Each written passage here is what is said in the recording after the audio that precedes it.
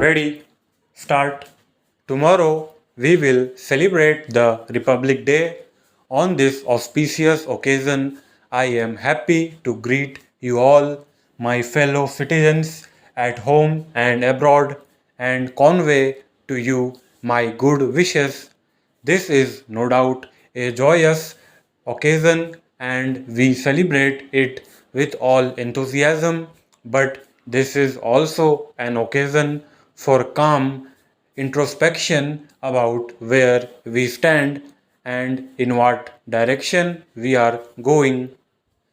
A few years back, our country was suffering from a deficit in food grains, and some people abroad had written us off as a country which could not be saved.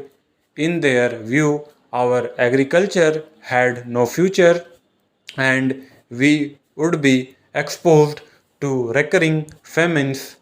These prophets of gloom had reckoned without our untiring Kisan, and they have been proved false. This country, which was producing 5 crore tons of food grains in 1950, has now reached a level of over 20 crore tons despite of floods and other natural calamities in several parts of the country. The credit for this goes to the Kisans, the vast majority of whom are small and marginal farmers.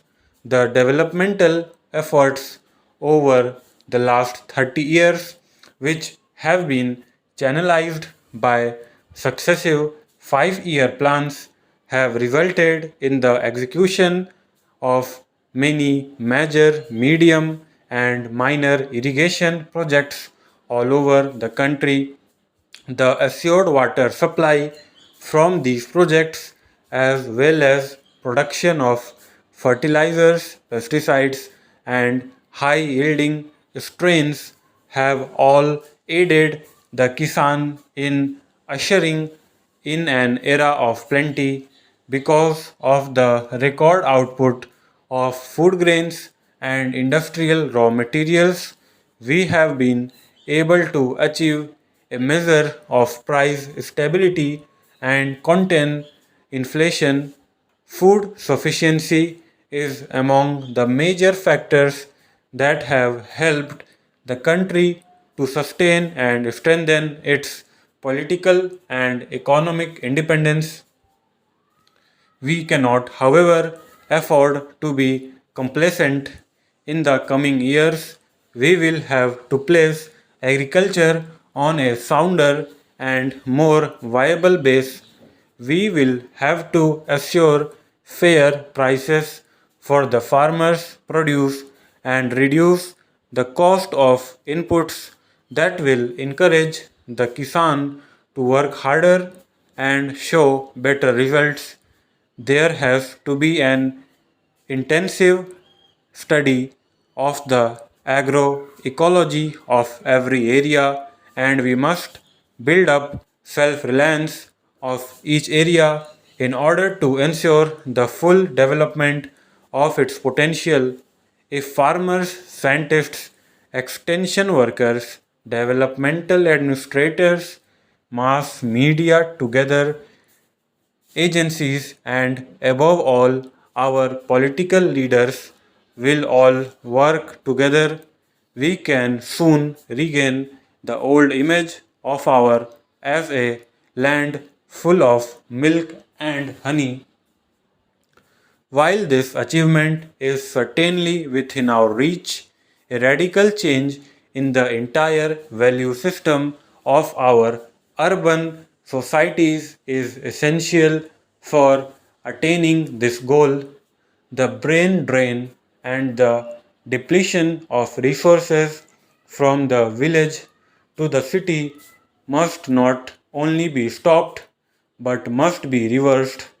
The imperative need is for a happy combination of brain and brawn for achieving the rural prosperity, those living in villages, and our scientists and technologists who choose to work in villages must be provided with adequate facilities. The basic minimum needs of the rural people must be fulfilled without further delay.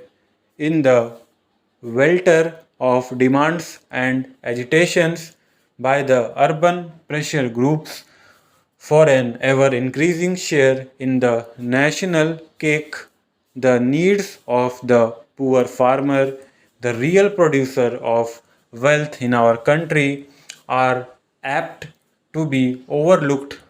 Let us not forget that India will prosper only if the tiller of the soil lives and prospers.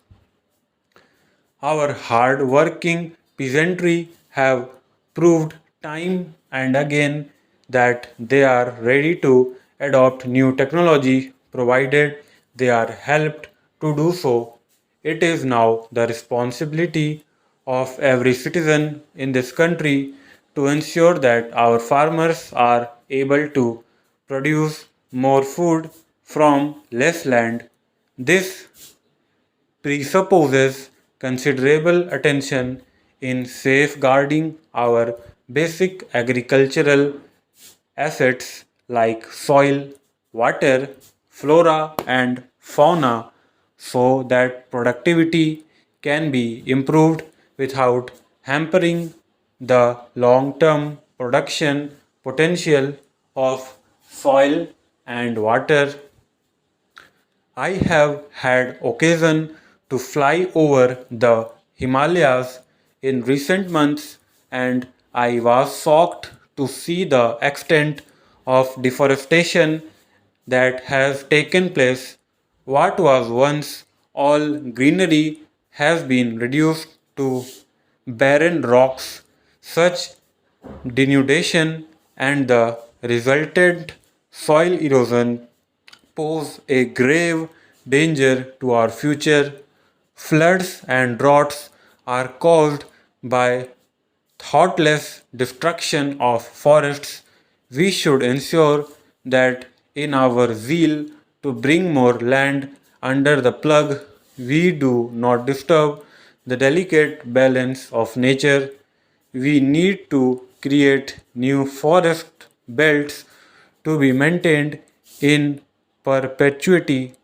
I am happy that the state governments are now imposing restrictions on the felling of trees and preventing further denudation of forest areas, but this is largely a matter for community involvement and initiative, and I hope our people, particularly in the rural areas, will take up this work in right earnest.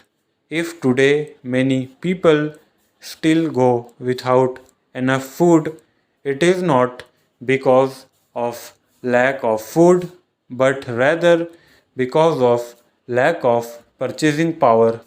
Hence, our agricultural plans will have to aim at generating more and more employment in the rural areas, in addition to providing food for our growing population. Stop.